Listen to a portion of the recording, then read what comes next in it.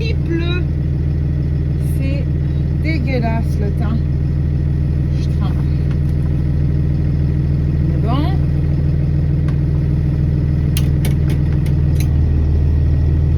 Ok. Les essuie-glaces.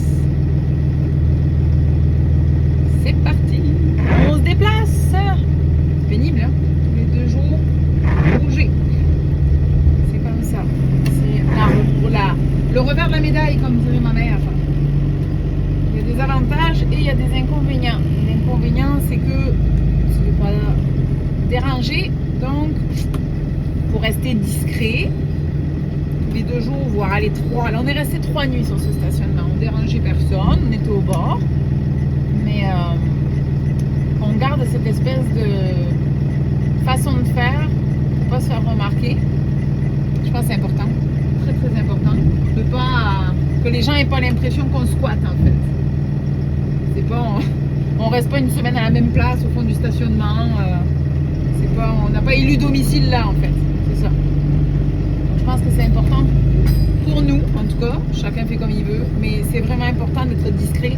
Puis de faire une noria, de tourner entre les stationnements. Ça, je l'expliquais déjà dans ma vidéo la dernière fois. Donc, de temps en temps, on fait 2 jours quelque part. On se déplace pas loin, hein. Des fois, c'est 1 ou 2 kilomètres, mais les gens nous voient. Oh, ils sont là. Hop, ils sont plus là. Puis la semaine d'après ou 2 semaines après, oh, ils sont là. Oh, ben, ils sont partis. Donc, je pense que c'est vraiment important pour nous. C'est une façon de faire. C'est comme ça. Hop là, voilà.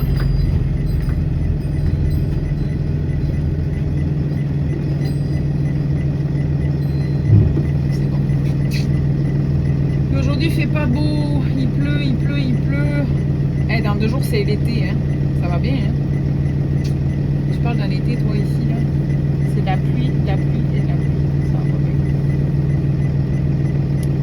Puis, ça va être la fête des pères ce week-end.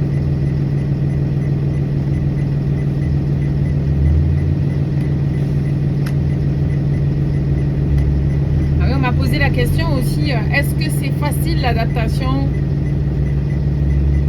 conduire un bus? Parce qu'il faut comprendre que moi, là, j'ai qu'un permis voiture, ok? Quand j'étais en Europe, il y a 15 ans de ça, quand je vivais en Europe, en France, j'avais mon permis moto et mon permis voiture. Ici, au Québec, j'ai eu classe 5. Mais j'ai pas de permis poids lourd, j'ai pas de permis de transport en commun, j'ai pas de catégorie 1, 2, 3, ok? Mais comme je conduis un véhicule récréatif, ben, au Québec, on a le droit de conduire un véhicule récréatif avec un classe 5, c'est-à-dire avec le permis voiture. Mais vous me direz, c'est dangereux? Parce qu'on fait quand même presque 10 tonnes, on est aussi lourd qu'un poids lourd, mais on n'a pas la formation poids lourd. C'est un peu la petite subtilité que je trouve qui est dangereuse, c'est que n'importe qui peut conduire un véhicule lourd, qui clairement, si tes freins pètent ou que tu n'es pas au courant de comment ça se conduit, tu peux tuer quelqu'un, tu peux couper les jambes à quelqu'un ou écraser quelqu'un. Donc c'est pas à prendre à la légère. Donc je sais que le CAA propose, il me semble, ou la Fédération québécoise des camping-cars propose des formations pour les conduites de véhicules lourds et longs. Parce que c'est ça, en fait, c'est le gabarit. Hein. Puis moi, ce qui se passe en plus, c'est que j'ai quand même un déport. C'est pas tout le monde qui l'a, là, mais moi, j'ai quand même un déport. Donc, moi, j'ai appris sur le tas, là. Quand j'ai acheté le bus à la compagnie de transport scolaire, qui l'a déclassé, parce qu'au bout de 12 ans, on déclasse les bus. On estime que les enfants ont pu monter dans ces bus-là. Quand on l'a déclassé et que je l'ai acheté, le jeune qui nous l'a vendu a été super fin. Puis, j'ai un placard qui est ouvert. Puis, ce jeune a été super fin, puis il m'a expliqué, il m'a dit, regarde, puis il a pris le volant, puis moi, je me suis mis derrière lui. Donc, aux personnes qui se demandent si l'adaptation, elle est facile de conduire un bus scolaire, enfin, un bus scolaire qui est plus scolaire, hein, un VR, oui. Tu commences la nuit quand il n'y a personne. Comme ça, tu es sûr de prendre tes virages, prendre large, d'arriver à t'habituer, à appréhender le gabarit, c'est vraiment important.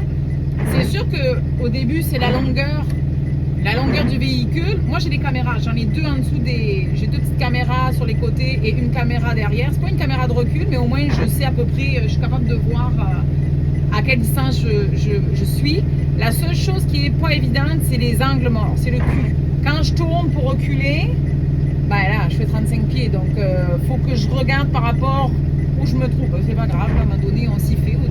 Mais l'angle, c'est quelque chose. Là. Je me rends compte maintenant, les gars qui conduisent, les gars ou filles là, qui conduisent des 54 pieds, là, 52, 53 pieds, qui sont bons, c'est capoté.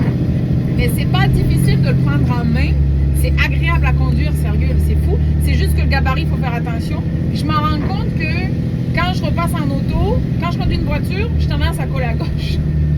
Parce que comme je suis large, je suis tout le temps en train de checker mes miroirs, donc mes rétroviseurs en fait, pour pouvoir être sûr qu'est-ce que je dépasse pas. Est-ce que je fais pas peur aux voitures, aux autos, aux autres véhicules.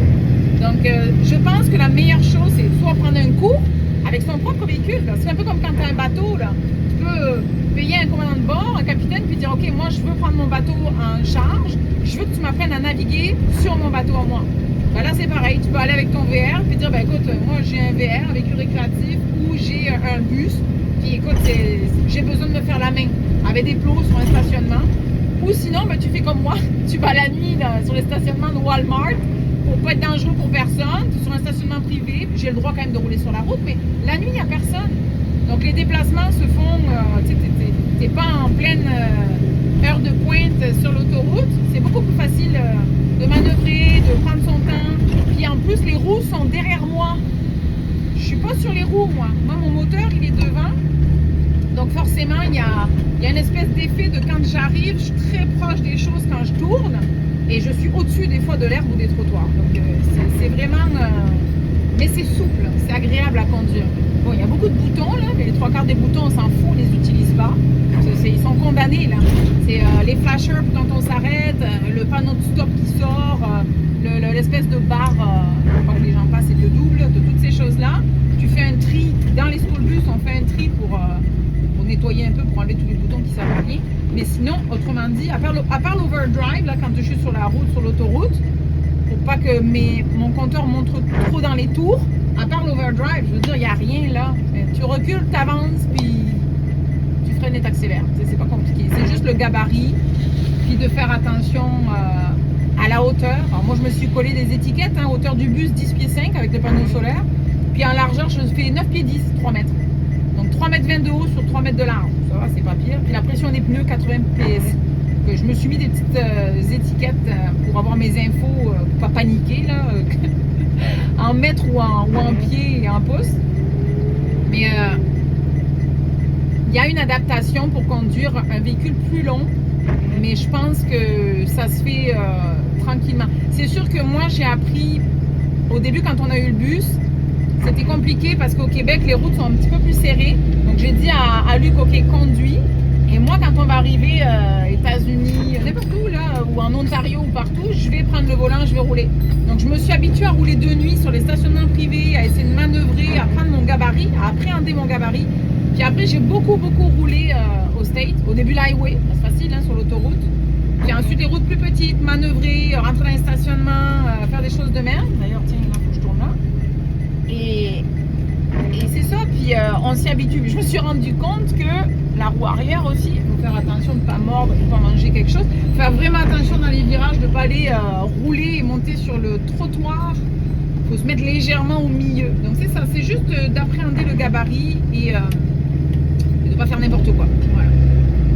C'était ma petite expression du jour pour répondre aux questions qu'on m'avait posées hier justement sur hey, est-ce que c'est facile de conduire un bus ou un camion? Est-ce que l'adaptation se fait facilement? Oui, pour vrai, oui. Je veux dire, même si tu n'as jamais conduit de camion ou de bus de ta vie, comme moi, hein, moi je n'ai jamais conduit de poids lourd avant. J'ai eu quand même un camion d'expédition, hein, j'ai eu un MAN 4 qu'on avait ramené, mais c'est différent là. Tu sais, en Europe, en plus les routes sont plus petites. Mais non, c'est pas compliqué. Tire le break à bas. Voilà, mais c'est vraiment pas compliqué. Ça se fait bien. Voilà, donc faut pas avoir peur. C'est aussi sweet qu'un Westphalia là, quand je conduisais mon West. C'est différent, c'est sûr, mais c'est vraiment cool.